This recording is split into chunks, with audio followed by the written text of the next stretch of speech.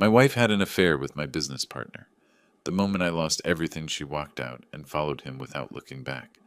I said nothing, didn't try to stop her, because a trader who only cares about wealth and luxury doesn't deserve a second chance.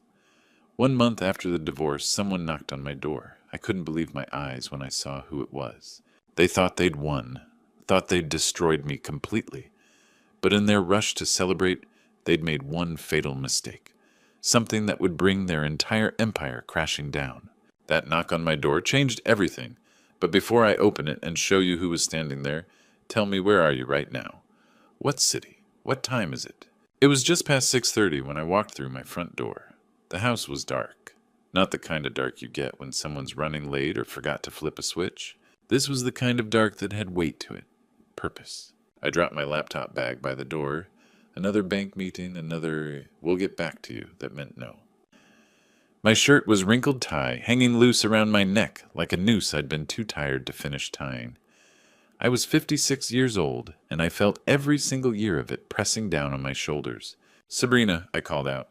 No answer, but I heard something, a zipper, fabric rustling, coming from upstairs. I climbed the stairs slowly, each step creaking under my weight. Our bedroom door was open. The lamp on her nightstand cast a yellow glow across the hardwood floor. And there she was. Sabrina stood in front of our bed, folding a silk blouse with the kind of precision you'd see in a department store window. Her suitcase, the expensive one, the Louis Vuitton I'd bought her for our 15th anniversary, lay open on the mattress, half full already. She didn't look up when I walked in. "Going somewhere?" I asked. She zipped the suitcase closed. The sound was sharp, final, like a sentence being handed down. "I want a divorce, Curtis." The words hung in the air between us. I blinked, waited for her to laugh, to say she was kidding, to do literally anything that wasn't this. "What?" She finally looked at me, not angry, not sad, just blank, like she'd already moved on and had forgotten to tell me. I said I want a divorce. Now my voice came out louder than I meant it to. "You're doing this now? When everything's falling apart?" "Exactly." She pulled the suitcase off the bed, set it on the floor. The wheels clicked against the hardwood. "I'm not going down with this ship." I felt something cold settle in my chest. "Ship? You mean our life? Our marriage?" "I mean your company." She grabbed her coat from the closet. "Your 30-year gamble that's finally coming due. I've been fighting to save us. You've been fighting to save Brennan Precision Manufacturing." She cut me off, slipping into her coat. "Not us. Never us. You married that factory long before you married me." "That's not fair." "Fair?" She laughed, but there was no humor in it. "You want to talk about fair? I've spent 20 years waiting for you to come home. 20 years playing second fiddle to a bunch of machines and contracts and clients who don't even return your calls anymore. Sabrina, I'm done waiting." She picked up her suitcase. "I'm done pretending this is going to get better. The bank said no today, didn't they?" I didn't answer. I didn't have to. "That's what I thought." She walked past me close enough that I could smell her perfume, the same one she'd worn since we started dating. "You should have seen this coming, Curtis." "I did." "So that's it." I followed her down the stairs. 20 years and you're just leaving?" She stopped at the front door, her hand on the knob.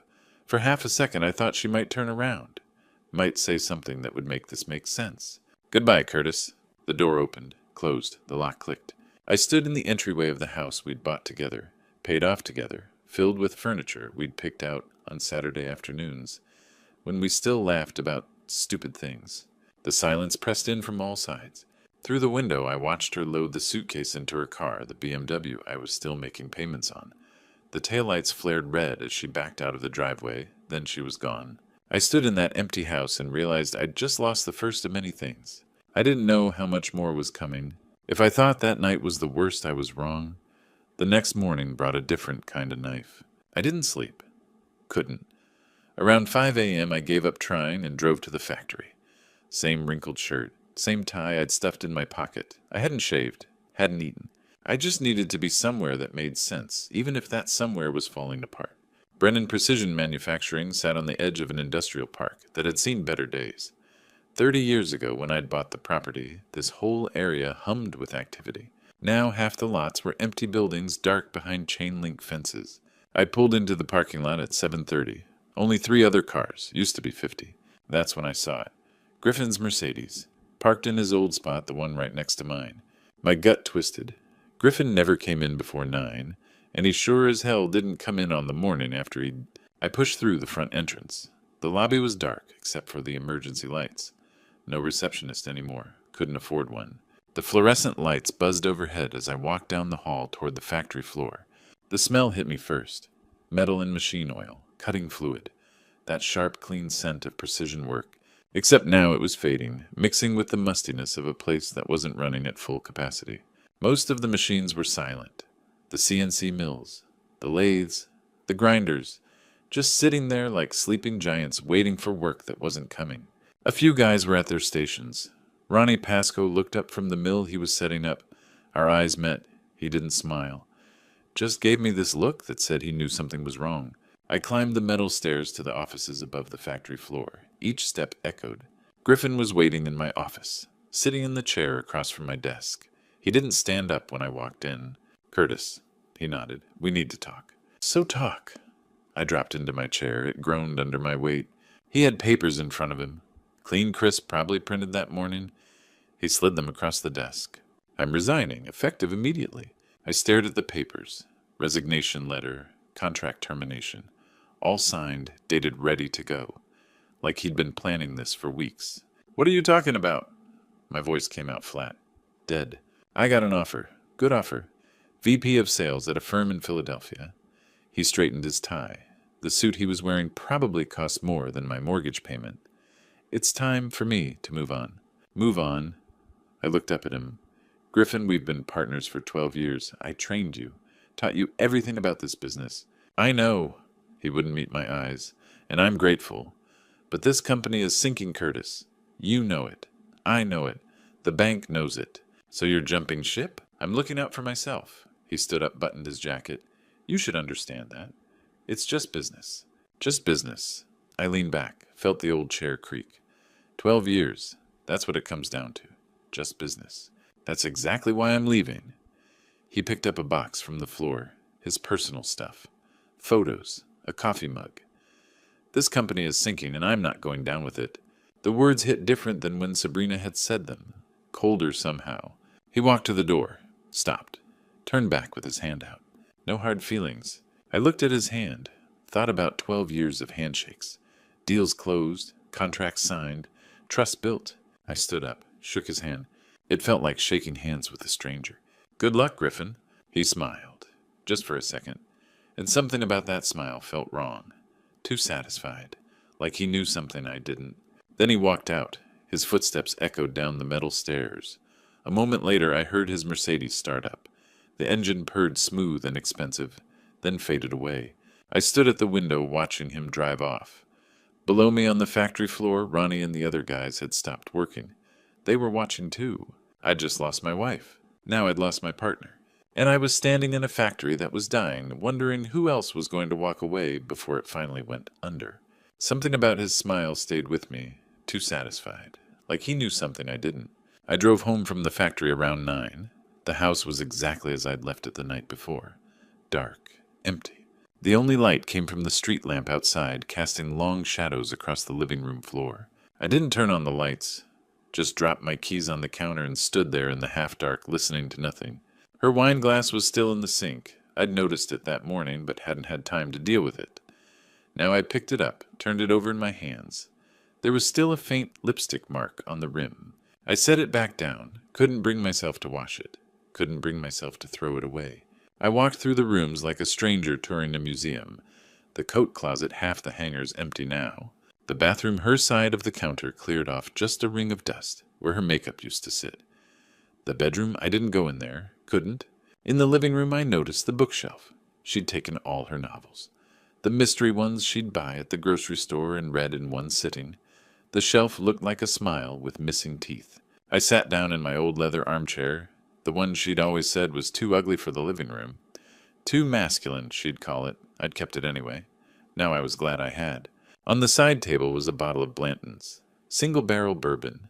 I'd been saving it for when we landed the Anderson contract. When things turned around. When I could celebrate something. I opened it. Didn't bother with a glass. Just took a pull straight from the bottle. It burned going down. Not enough. 30 years. I'd spent 30 years building Brennan Precision Manufacturing from nothing. Started in a rented garage with 2 used machines and a dream. Grew it into something real. Something that employed 150 people. Something that mattered. 20 years married to Sabrina. Met her at a company picnic. She'd been working for a client, showed up in a summer dress that made me forget how to talk. I'd built a life around her, built a home, paid off her student loans, supported her through every career change and hobby and whim. And in 24 hours, I'd lost them both. I looked at my phone. Her number was still at the top of my favorites. My thumb hovered over it. I could call. Ask her to come back. Tell her I'd figure something out with the company, that we could get through this. I set the phone down. At 56, most men are planning retirement parties, golf trips, grandkids. I was planning survival. My father built houses with his hands. Spent 40 years in construction, came home every night with sawdust in his hair and concrete under his nails. He told me once, "A man's not measured by what he loses Curtis. He's measured by what he does after." I took another drink, looked around the empty house. I wasn't going under. Maybe I'd lose the house. Maybe I'd lose the factory. Maybe I'd lose everything I'd spent my life building. But I'd go down swinging. I didn't sleep that night. But somewhere around 3 a.m., I stopped mourning and started planning. 3 weeks later, I stood in a courthouse that smelled like floor wax and broken promises. The suit I wore was my only good one. Charcoal gray, bought for a client dinner 5 years back. It hung loose on my frame now. I'd lost 15 pounds in 3 weeks. Couldn't eat. Couldn't sleep much either. The belt was cinched 2 notches tighter than it used to be. Arnold Keene stood beside me. My divorce lawyer, quiet guy, mid-50s. He'd handled my will years ago, back when I thought planning for death was the worst thing I'd have to do. Turned out divorce felt pretty close. "You sure about this?" he'd asked me that morning over burnt coffee in his office. "Yeah," I'd said, "I'm sure." The courtroom was small, wood benches worn smooth by decades of people's worst days. Fluorescent lights hummed overhead. The judge's bench sat elevated dark wood, imposing. An American flag hung limp in the corner. Sabrina was already seated when we walked in. She wore a cream-colored suit that probably cost more than my mortgage payment. Her hair was perfect. Makeup, flawless. Her lawyer sat beside her, a woman in her 40s with sharp eyes and a sharper suit. The kind of lawyer you hire when you want to win and don't care what it costs. Sabrina didn't look at me when I sat down. Judge Frances Klein entered. We all stood. She was in her 60s, gray hair, pulled back, reading glasses on a chain around her neck. She'd probably presided over 1,000 of these. Just another Tuesday morning, watching another marriage end on paper. "Please be seated," she said. Her voice was efficient. No warmth, but no cruelty either. Just business. Sabrina's lawyer stood first, laid out the terms like she was reading a grocery list. "The house in our names, Sabrina gets it. The cars, Sabrina keeps the BMW, I keep the 10-year-old truck. Savings account split it, though there wasn't much left after the legal fees." "And the business?" Judge Klein asked, looking at the papers. "My client has no interest in Brennan Precision Manufacturing," Sabrina's lawyer said. She said it with this little smile, like she was being generous. "According to the valuation submitted, it has negative value, significant debt, outstanding loans.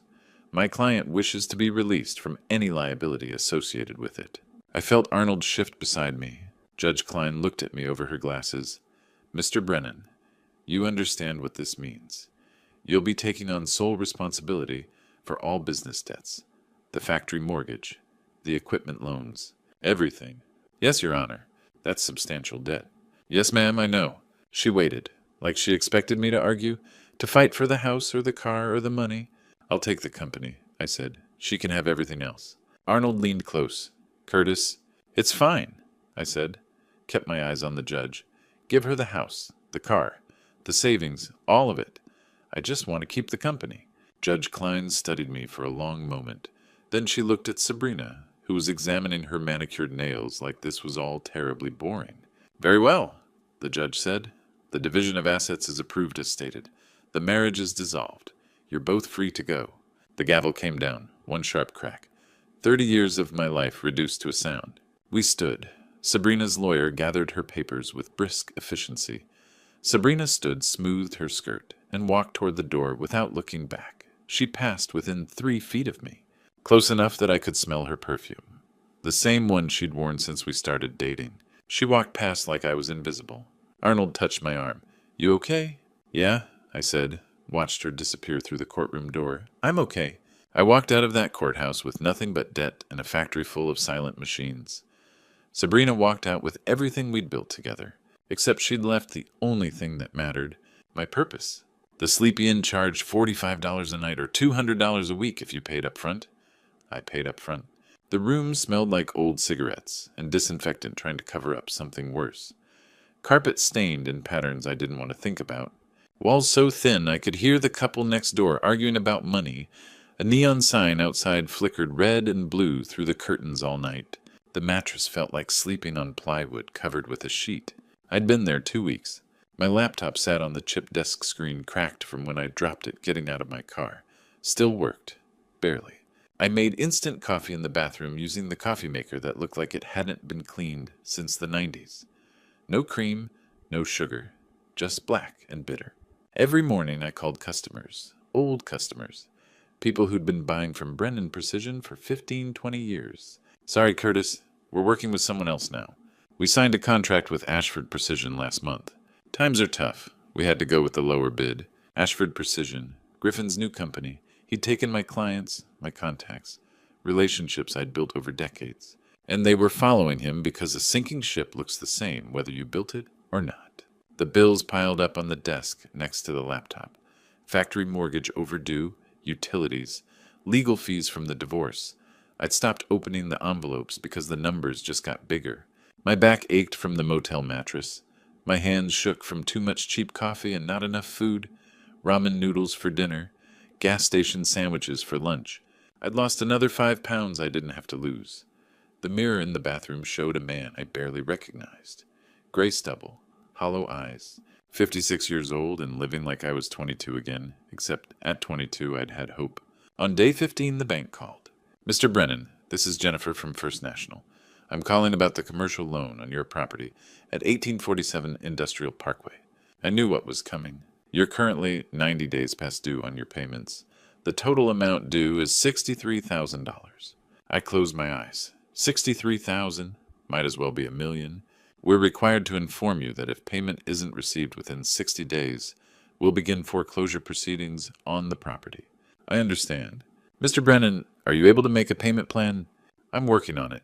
We need to hear from you within 30 days with a concrete plan, or we'll have to move forward with legal action. I'll call you back." I hung up before she could say anything else. I sat on the edge of the bed, staring at the phone in my hand. 30 years.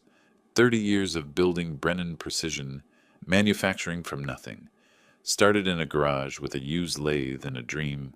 Grew it into 150 employees.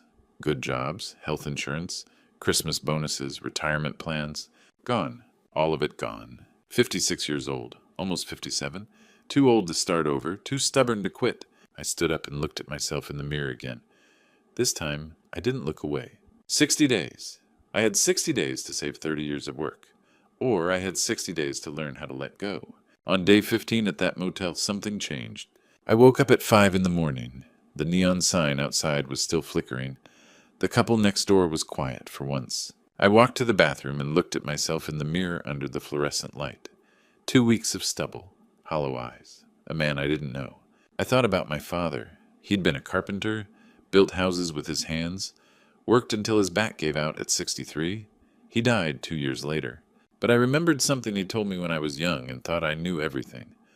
We were sitting on the porch after he'd finished a job, hands rough and cracked. A man's not measured by what he loses son. He's measured by what he does after. I'd forgotten that. Somewhere between the divorce and the bankruptcy and the motel room I'd forgotten. I picked up the cheap disposable razor from the sink, hot water, shaving cream from a can. I shaved slowly, carefully, washed my face, put on my cleanest shirt. It was wrinkled. Didn't matter. I tucked it in. I drove to the factory as the sun came up. The roads were empty. The sky was gray, turning pink. I pulled into the parking lot at Brennan Precision Manufacturing. Only my car. The building looked smaller than I remembered, tired, but still standing. I unlocked the front door and walked in. The smell hit me first. Machine oil, metal, coolant. 30 years of that smell. It was home.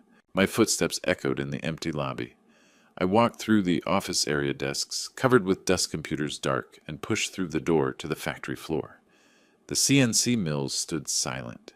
Lathes, grinders, drill presses, machines I'd bought one at a time year after year, some of them older than my marriage. I walked to the first one, a Haas VF2. I'd bought it with a second mortgage and a prayer 30 years ago. It was still here. So was I. I put my hand on the cold metal, felt the weight of it, the permanence. This machine had made parts for thousands of customers. Precision work, quality work, work that mattered. On the wall behind it, I saw an old photo in a dusty frame. Grand opening. 30 years ago, me younger, grinning like an idiot holding a wrench. My father stood next to me. He'd helped me move that first machine in. I thought about the 150 people I'd employed. Ronnie Pasco, Paula at the front desk, guys who'd worked for me 15, 20 years. I'd had to let most of them go. I remembered their faces when I told them. Good people, families, mortgages, kids in college. They were counting on me, or they had been. I walked to my office, found the old customer files in a drawer, started making a list. Names, phone numbers, companies I'd worked with for decades. Some had gone with Griffin, but not all of them. Not yet. I didn't have a plan. I didn't have money. I didn't have help. But I had one thing Griffin and Sabrina didn't have. I had nothing left to lose. 2 weeks later, someone knocked on my office door. I wasn't expecting anyone. It had been months since I'd had a visitor. I was sitting at my desk, surrounded by papers, customer files, old invoices, a calculator with a dying battery, cold coffee in a styrofoam cup. The office looked like what it was, a man trying to rebuild something from wreckage. I opened the door. A young person stood there, late 20s, maybe 30, business casual clothes, clean but not expensive, nervous energy, holding an old employee badge. Mr. Brennan, that's me. I'm Alex Morgan. I used to work in your logistics department before the layoffs. I remembered the layoffs, letting go of people I'd known for years. Worst day of my life. Well, one of them. I'm sorry about that, I said. I didn't have a choice. Alex waved a hand. I know. That's not why I'm here. Then why are you here? I want to help you rebuild. No salary. Just let me work. I stared. Nobody offers to work for free. Not anymore. Not in manufacturing. Why would you do that? Alex met my eyes. Because you taught me everything I know about this business. And because you paid everyone their severance even when you couldn't afford it. My mom was sick last year. That severance covered her medical bills, so I owe you. I didn't know what to say. I'd paid the severance because it was the right thing to do. Took out another loan I couldn't pay back. But it was the right thing. I appreciate that, I said. But I can't pay you. I can barely keep the lights on. I'm not asking for money. I'm asking for a chance. I studied Alex's face, earnest, determined, young enough to still believe things could be fixed. I needed help, desperately. I'd been working 16-hour days trying to do the job of 10 people, but something about this felt wrong, too convenient, too good to be true. Then again, I had nothing left to lose. 1 week, I said, trial basis. If it works, we'll figure something out. Alex smiled. Deal. We shook hands. Alex came into the office and looked at the mess on my desk. Picked up the spreadsheet I'd been working on for 2 hours, a bid estimate for a potential client. This formula's wrong, Alex said, pointing at the screen. You're calculating overhead twice. That's why the numbers don't add up. I looked. Alex was right. Fixed it in 30 seconds. How did you... I did logistics for 3 years. I know your cost structure backwards. Maybe this would work. Maybe I'd finally caught a break. We spent the rest of the afternoon going through files. Alex asked questions. Lots of questions. About customers. About who was still buying. About Griffin's new company.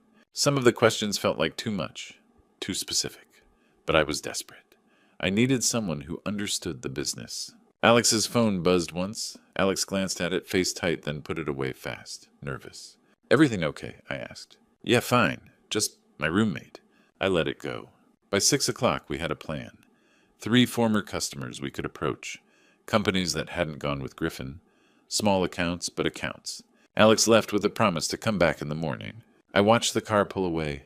Something felt off, but I couldn't put my finger on it, and I was too tired to care. I decided to take the risk, to trust again. After everything, maybe that was the bravest thing I could do. For 4 months, Alex and I worked like we were fighting a war, because we were. The 1-week trial turned into a month, then 2, then 4. Alex showed up every morning at 7, left when I did usually past 9 at night. We lived on coffee and Chinese takeout and spreadsheets that ran until our eyes blurred. Alex made cold calls. I fixed machines. We traded tasks when one of us got too frustrated. The work was grinding. Most calls went to voicemail. Most emails got ignored. Companies that had worked with me for 20 years suddenly didn't return my messages, but some did. 3 weeks in a local auto shop called back. Small operation. They needed custom brackets for a vintage car restoration. I could do it. We bid low. They said yes. $8,000. First money in months. We celebrated with pizza from the place down the street. $5 large. Sat in my office with grease-stained paper plates and warm soda. Alex raised a can. To small victories. To staying alive, I said. We clinked cans. It wasn't much, but it was something. More calls. More rejections. Then a machine shop in Harrisburg needed precision bushings. 12,000. A contractor in Pittsburgh needed metal frames. 6,000. Small jobs, but they added up. The factory floor started humming again. Not loud, just enough to remember what it used to sound like. I gained back some weight, started sleeping better, moved out of the Sleepy Inn and into a small apartment near the factory. 1 bedroom, cheap furniture, but it had a working stove and hot water and didn't smell like cigarettes. Alex brought groceries sometimes, showed up with a bag from the supermarket. You look like you're still eating ramen. Here. You don't have to. I know, but I'm going to. Late nights we'd sit in the office after the machine stopped. Talk about nothing. Everything. I told Alex about the early days, building the company from scratch, the first big contract, hiring my first 10 employees. One night Alex asked about my marriage. How long were you married? 20 years. What happened? I stared at my coffee cup, cold by then. She left when the money ran out. That's what happened. I'm sorry. Don't be. I'm not. A lie. But I was getting better at telling it. Alex looked away, out the window at the dark parking lot, jaw tight. Like there was something Alex wanted to say but couldn't. You okay? I asked. Yeah, just thinking. Sometimes I'd catch Alex like that, staring, jaw clenched, wrestling with something. I didn't push. Everyone's got their demons. Alex's phone vibrated once during a late shift. Alex glanced at the screen. Face went tight and silenced it fast. Put it face down on the desk. Everything good? Yeah, just spam. I let it go. Didn't matter. We had work to do. By the end of 4 months, we had steady work again. Not enough to hire anyone back, not enough to relax, but enough to breathe. The foreclosure deadline came and went. I negotiated an extension with the bank. 6 more months. They weren't happy, but they agreed. I started thinking maybe, just maybe we could pull this off. One Friday night, after we closed a deal with a supplier in Ohio, Alex smiled. Really smiled. Not the polite smile from before, a real one.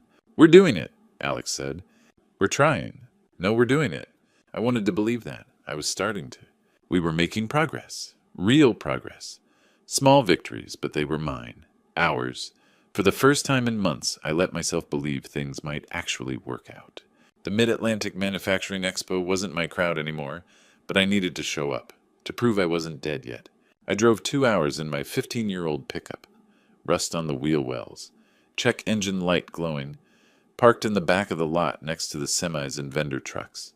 Walked across the asphalt in a borrowed suit. Ronnie Pasco, one of my old employees, had lent it to me. Fit okay, close enough. My name badge was from 5 years ago. Faded, bent at the corner, but it still worked. The convention center was massive. High ceilings, rows of booths stretching in every direction, machines on display, suppliers handing out catalogs, coffee stations with overpriced lattes, the hum of 1,000 conversations about contracts and margins and delivery schedules. I used to belong here, used to walk these floors like I owned them. Now I felt like a ghost, invisible. People walked past without looking. Nobody stopped to shake my hand. I kept my head up, smiled when I needed to, handed out business cards to anyone who'd take one. Most didn't.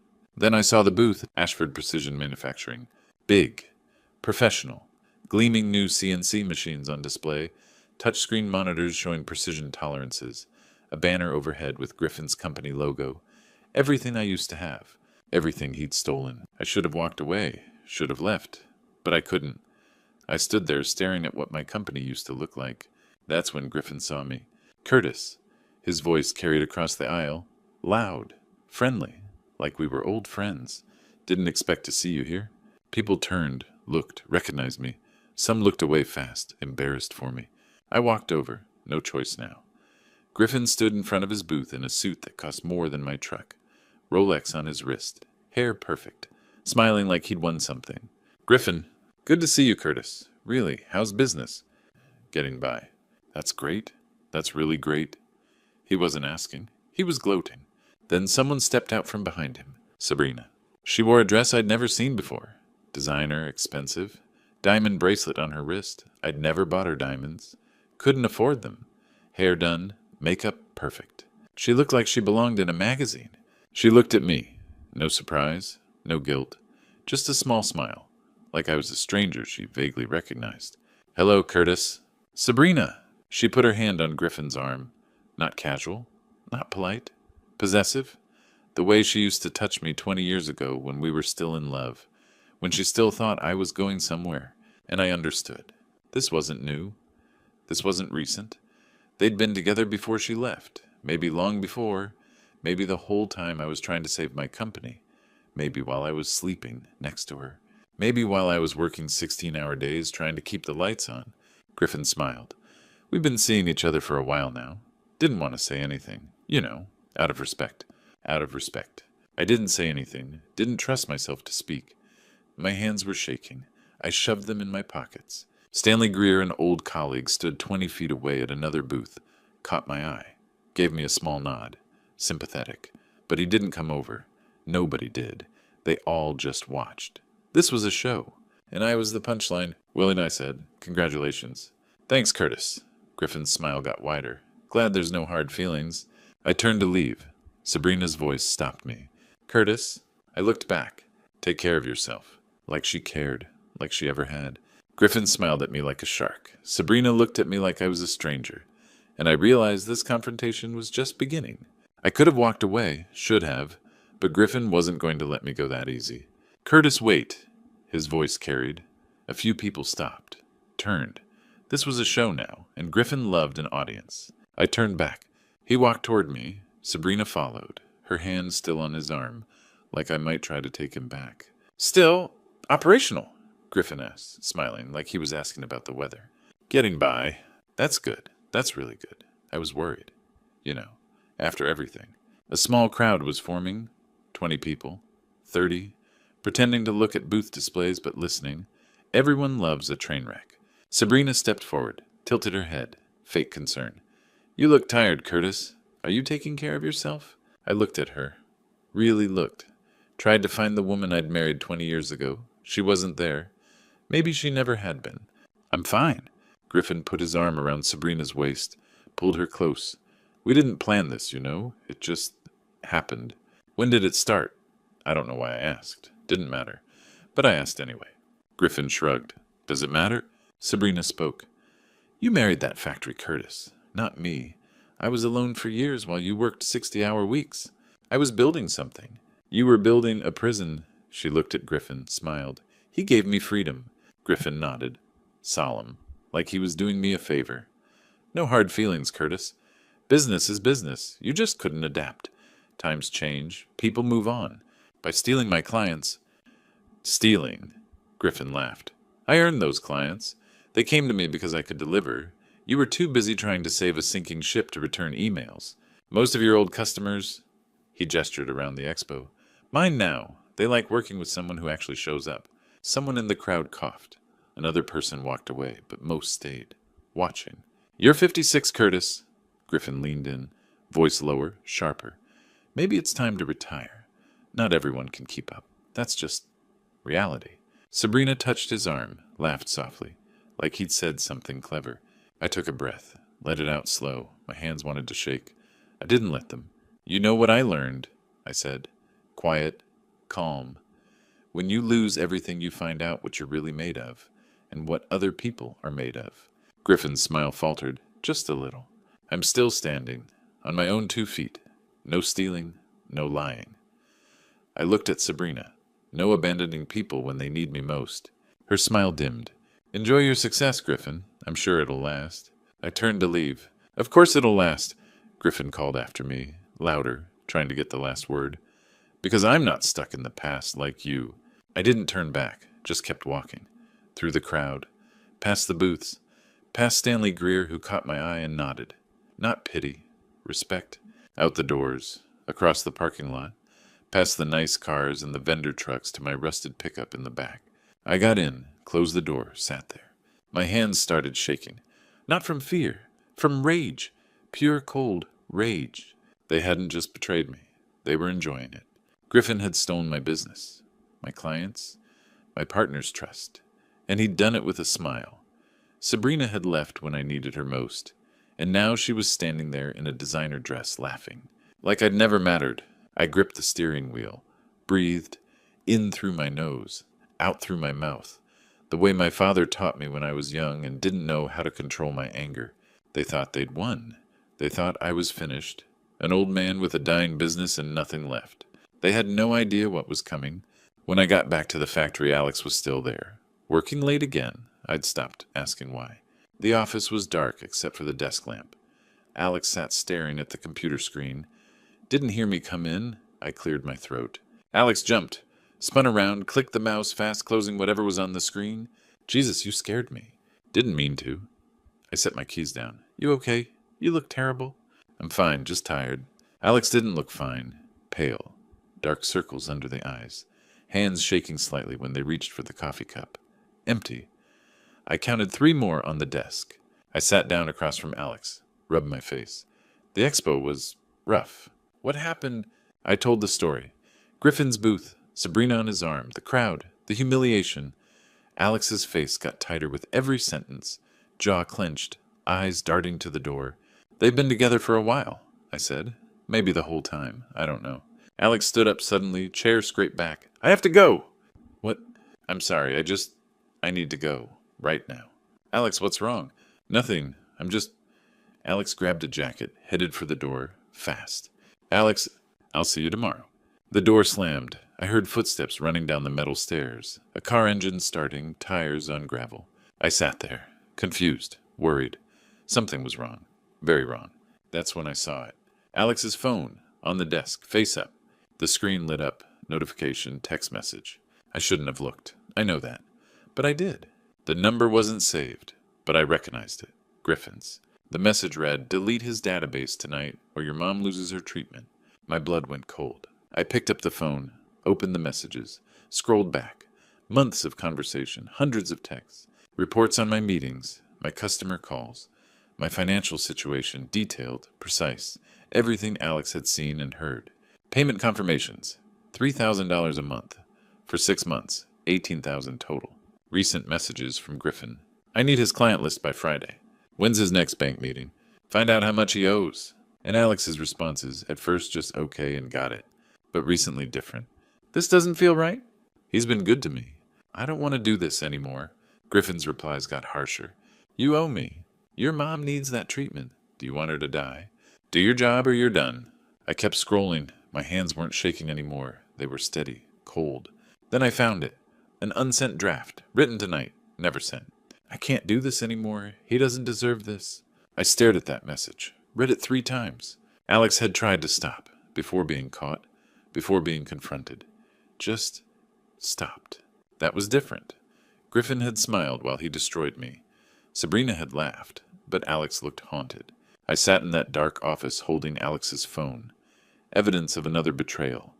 But this time something was different. Alex looked haunted, not triumphant. Maybe there was more to this story. I didn't sleep. At 4 a.m, I heard footsteps outside the office. Alex had come back. I sat in the dark, waiting. The phone on my desk, evidence of everything. The door opened, Alex's silhouette against the dim hallway light. Mr. Brennan, voice shaking, I need to tell you something. I held up the phone. I know. Alex's face crumpled, stepped inside, closed the door, stood there in the darkness like a condemned man. Please let me explain. I didn't say anything, just waited. Alex dropped to their knees. Not dramatic, not performance. Just collapsed. Like the weight of it was too much to carry standing up. Griffin sent me, 6 months ago. Paid me $3,000 a month to spy on you. I stayed silent. Let Alex talk. My mom has stage 4 cancer. The medical bills were destroying me. I was drowning. I couldn't. Alex stopped, shook their head. No, that's not an excuse. There is no excuse. Alex's voice broke. My job was to make sure you never got back up. Report everything. Every customer call. Every plan. Every moment you were vulnerable. He wanted me to delete your database tonight. Destroy your customer files. Finish you completely. Tears now. Real ones. Not the kind you can fake at 4 in the morning when you think your life is over. And Alex's hands shook. I couldn't do it. Alex looked up at me, eyes red, face wet. I stopped reporting to him 3 weeks ago. He threatened me. My mom's treatment. But I couldn't keep hurting you. You treated me with respect. Taught me things. Trusted me when nobody else would. And I betrayed that. Alex pushed the phone across the floor toward me. It slid and stopped at my feet. Take it. Every message. Every email. Every instruction Griffin gave me. Every report I sent him. Use it. Destroy him. Alex stood up slowly, wiped their face with a sleeve. Didn't matter. The tears kept coming. I know you can't forgive me. I don't deserve forgiveness. But I can't let him win. Not after you've fought this hard. Not when you deserve so much better. Alex walked toward the door. Didn't look back. At the threshold stopped. Hand on the doorframe. Working with you changed my life. You showed me what integrity looks like. I'm sorry I couldn't show you the same. Voice barely a whisper. You deserved better, from all of us. The door opened. Alex stepped through. Alex? Alex froze. Didn't turn around. I picked up the phone. My jaw was tight. Had been for hours. Knuckles white from gripping the desk edge. But I wasn't angry. Not at Alex. I was thinking, Griffin had sent a spy. Someone desperate enough to take money. Young enough to seem harmless. Smart enough to be useful. But Griffin had made a mistake. He'd picked someone with a conscience. Someone who'd worked beside me for months. Seen how I treated people. How I built things. How I fought even when I was losing. And that person had stopped. Before being caught. Before being confronted. Just stopped. That mattered. I looked at Alex's back, shoulders shaking, waiting for me to tell them to leave, to never come back. Tomorrow morning, I said. 7 a.m. Be here. Alex turned, confused. What? We have work to do. Mr. Brennan, I don't... You heard me. 7 a.m. Alex stared. What? Because Griffin thinks he's won. And I'm going to prove him wrong. But I can't do it alone. You want me to stay? I want you to help me take him down. You have the evidence. You know his operation. And you just proved you're on my side. Alex's face did something complicated. Relief, disbelief, gratitude, all at once. I don't deserve... Maybe not. But you're getting a second chance anyway. Don't waste it. Silence. Just the hum of the factory in the dark. Thank you, Alex whispered. Don't thank me yet. We've got a war to fight. Alex nodded. Left. This time without the weight of guilt crushing them.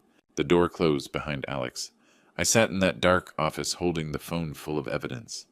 Evidence that could destroy Griffin. And evidence that Alex had chosen me over money, over safety, over everything. I had a decision to make. I showed up at Alex's apartment at 6 in the morning with 2 coffees. Black the way Alex took it. The place was above a flower shop on a quiet street. Cheap. Small. The kind of apartment you rent when every dollar matters. I knocked. Waited. Alex opened the door. Red eyes. Hadn't slept. Saw me standing there and froze. You drink it black, right? I held out the coffee. Alex stared. Couldn't speak. Can I come in? Alex stepped aside, numb. The apartment was sparse. A couch. A small table. No TV. Medical bills stacked on the kitchen counter. 3 inches high. Maybe more. A photo on the table. Alex's mom. Older woman. Thin. Clearly sick. Alex sat on the floor. I took the only chair. We drank coffee in silence for a while. I read everything I said. Every message. Every threat. Alex looked at the floor. I understand if you want to call the police. I won't blame you. You remember what you said the first day you came to my office. Alex nodded slightly. You said you taught me everything. You wanted to help me rebuild. I paused. I thought about that all night. About what everything means. I taught you strategy. Analysis. How to win customers. How to read balance sheets. But I never taught you to choose money over integrity. You learned that somewhere else. I leaned forward. And then you unlearned it. On your own. That's harder than anything I ever taught you. Alex looked up. Tears starting again. I don't deserve your forgiveness. You're right. You don't. Alex flinched. But I'm giving it to you anyway. Alex's mouth opened. No words came out, because holding on to anger. That's what Griffin wants. He wants me isolated, broken, suspicious. I refused to give him that. I looked straight at Alex. You came back. You could have kept taking his money. You could have destroyed me and walked away clean. But you didn't. You chose the hard way, the right way. That's worth more than loyalty that's never been tested. Long silence, Alex crying quietly. I'm not saying we're okay right away. Trust, that'll take time. But I'm saying you have a chance to earn it back. Alex's voice shook. How? I leaned closer. Griffin wants you to delete my database tonight. Alex nodded. Good. We'll let him think you did. What? And then we'll use you to destroy him. I explained the plan. Alex would keep reporting to Griffin, but with false information. Meanwhile, Alex would record every conversation, every instruction, build an airtight case. Corporate espionage, theft, fraud. He thinks you're his spy, but now you're mine. Alex stared. Why would you trust me again? Because now you have something to prove, and I've learned a thing or two about second chances. I glanced at the photo. Your mom raised a good person. Don't let Griffin's money change that. Alex's eyes filled again. She doesn't know about any of this. I couldn't tell her. Then let's make sure she doesn't have to. I stood, extended my hand. Alex looked at it, then at me, then took it. We shook, firm equal.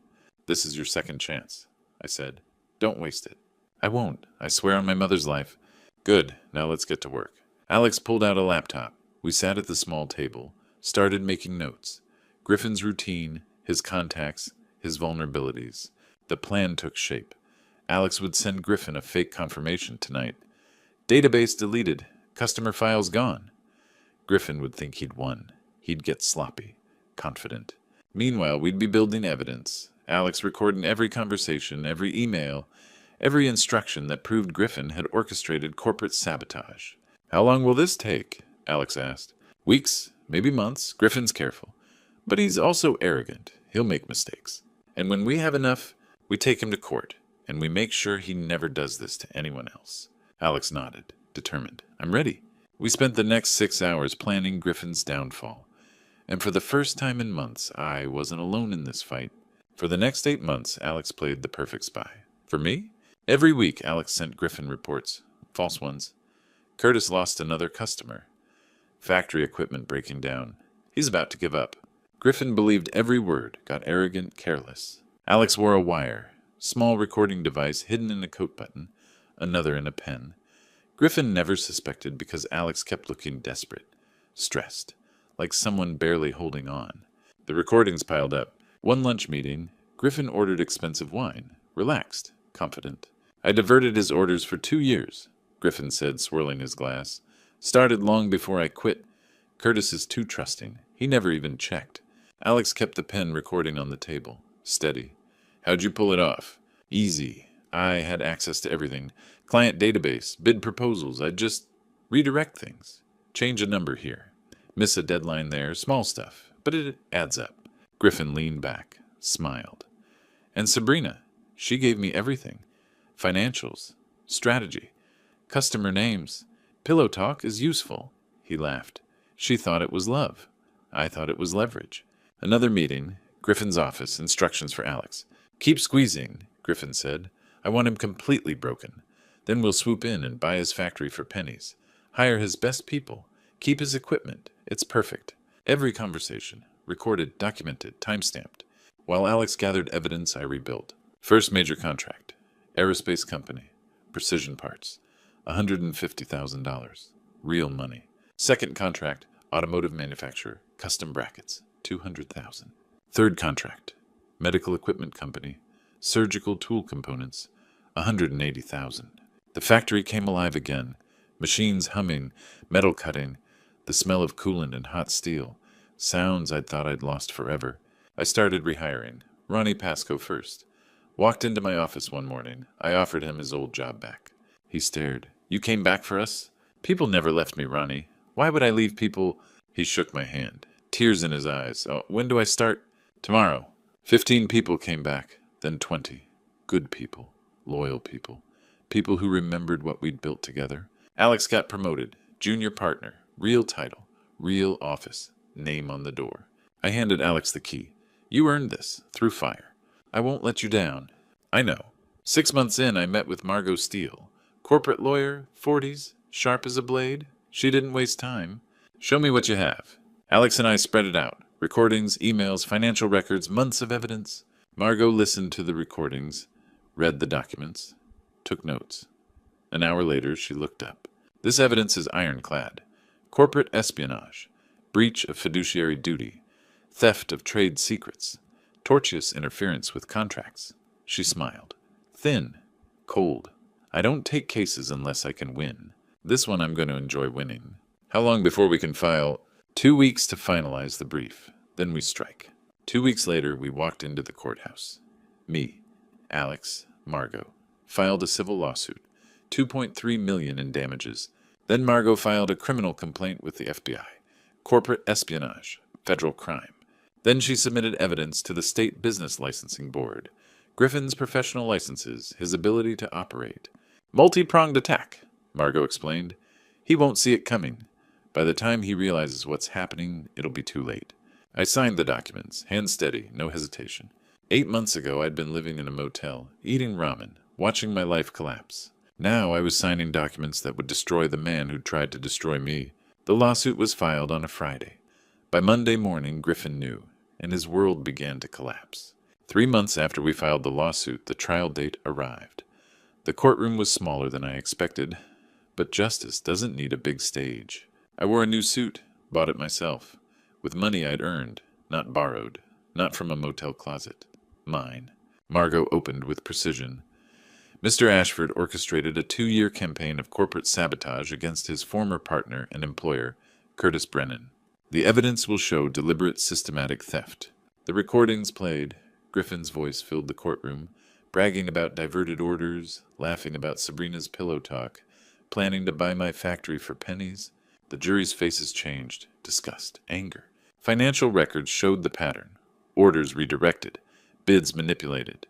2 years of sabotage started long before Griffin quit. Then Alex took the stand. Hand on the Bible. Voice steady. I swear to tell the truth. Margot asked the questions. Did Mr. Ashford hire you to spy on Mr. Brennan? Yes. He paid me $3,000 a month. What were your instructions? Report everything. Customer meetings, financial status, strategy. Eventually, he wanted me to delete Curtis's customer database. Griffin's lawyer stood. Expensive suit, practiced sneer. You're a proven liar, aren't you? A corporate spy? Yes. Why should anyone believe you now? Alex looked at the jury. Because I recorded him. I have proof, and I'm willing to face the consequences of what I did. You betrayed Mr. Brennan. Now you betray Mr. Ashford. Who's next? I stood up. Your Honor, may I speak? The judge looked surprised. This isn't protocol, but proceed, Mr. Brennan. I walked to the front, not the witness stand, just close enough for everyone to hear. Yes, Alex lied. Alex was paid to betray me. But when Alex realized what Griffin was doing, Alex chose to do the right thing. I turned slightly toward Griffin. He was sweating, jaw tight. Mr. Ashford didn't stop at betraying me. He stole from me for 2 years, used my wife to spy on me, tried to destroy not just my company, but the livelihoods of 150 employees. I looked at the jury.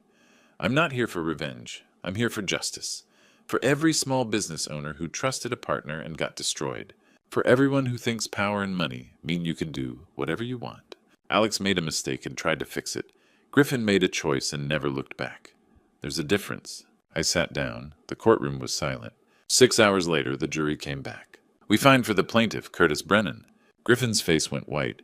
The defendant, Griffin Ashford and Ashford Precision Manufacturing, are liable for damages in the amount of $2,300,000. We recommend criminal charges be filed for corporate espionage and fraud. Griffin's lawyers leaned in, whispered urgently. He shook his head.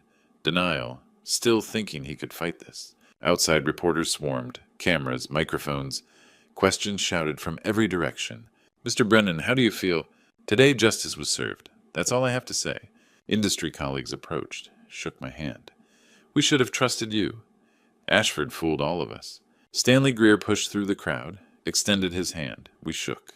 A nod of respect. No words needed. Alex stood beside me, quiet, relieved. We'd won. But it wasn't about winning. It was about being made whole. Then I saw her, Sabrina, back row of the courtroom, standing alone, watching. She looked scared.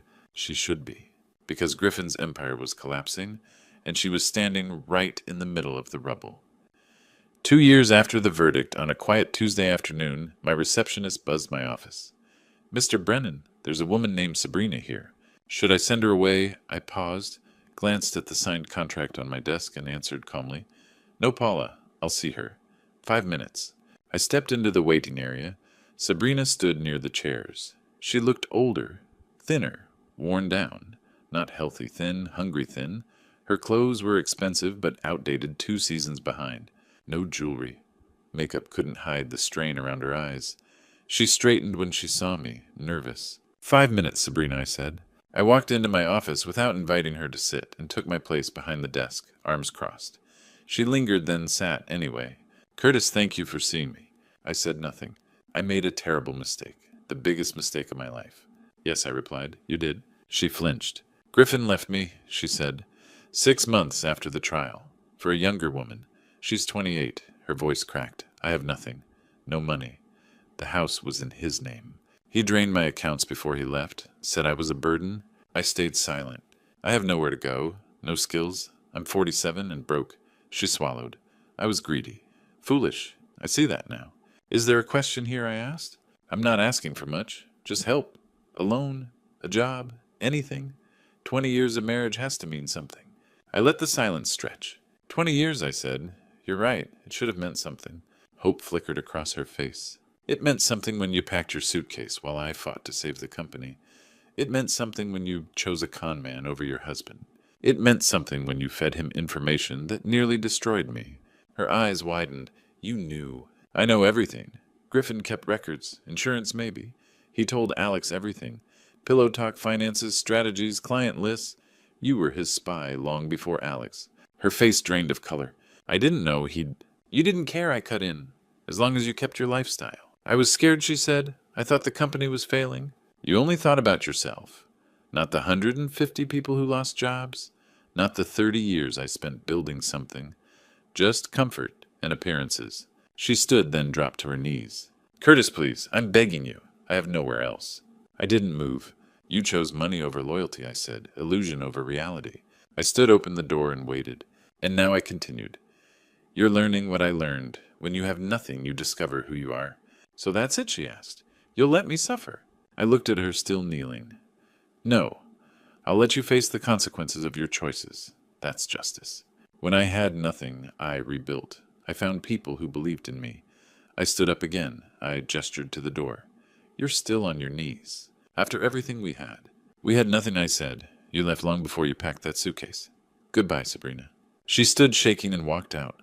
Paula watched silently as Sabrina passed, tears streaming. The door closed. I leaned against it and exhaled. Alex stepped out of the adjoining office. "You okay?" "I will be." "That couldn't have been easy." "The hardest part," I said. "I feel nothing. She's a stranger now." Alex nodded. "That's growth."